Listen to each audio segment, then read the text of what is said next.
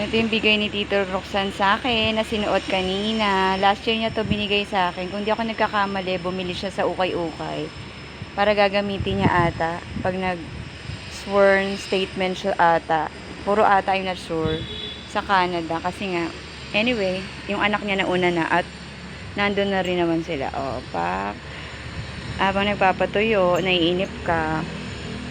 O, diba? Ito yung mga gusto ko sa ukay-ukay. Max Mara, original.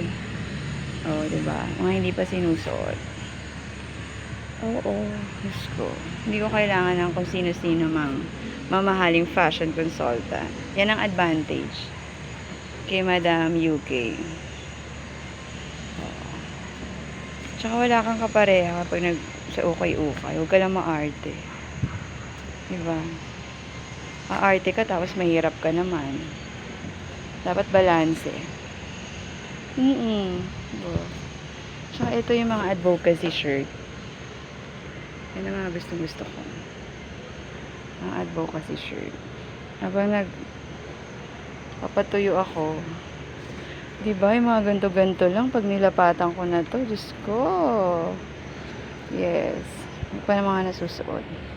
O, diba, patuyo na. Yung mga nga patlang, it means na harvest ko na. Maya-maya ulit. O, diba, harvest. Yung iba na nasuot ko na yan. Yung iba, mas marami yung diba. Inaabangan ng araw, sinasamantala.